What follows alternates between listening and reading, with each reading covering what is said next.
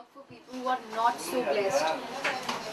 See, actually, it's not a matter of working for people who are not blessed.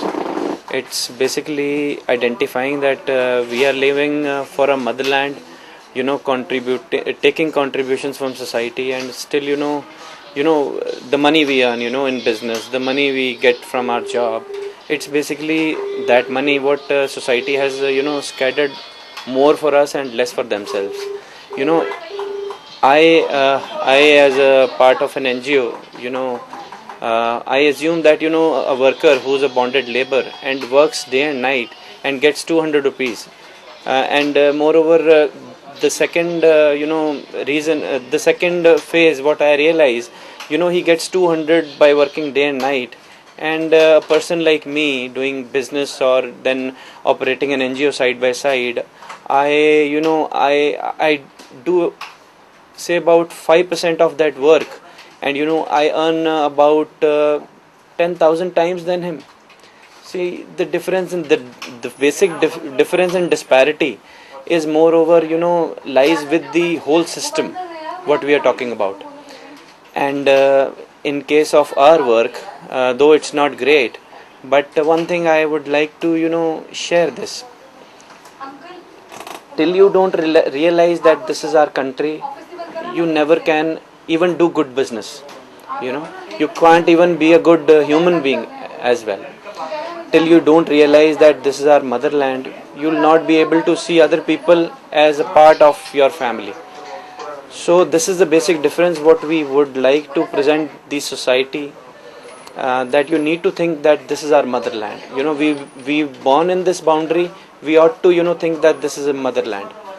Then while doing business, while doing your job, while living at home, while doing nothing, you can be a better product for a society, for any society, any given environment. So to keep that in mind, our NGO is totally supported by our directors. In our company, we definitely share our salaries, about 20 to 40% we share our salaries to keep this good NGO running. Because our salaries are involved, we are deeply in touch with the works done, actual works done. We are not by profession an NGO, but by virtue of better living, better, you can say, better justification to our lives, we ought to do good work for society. That is why we contribute via an NGO. In India, there is a you can say, by law you have to be a non profit organization, so it's a registration kind of thing. Otherwise, the main concept is by the virtue of few people behind it.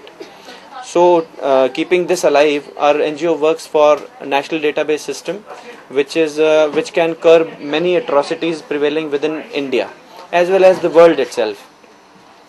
With national database system, every human being who's a citizen of this country, India, should have all the data of his living, all the data of his living, be it birth se lekar till the end of his life, buying property, buying a vehicle, buying this thing, that thing, everything should be entered in that data.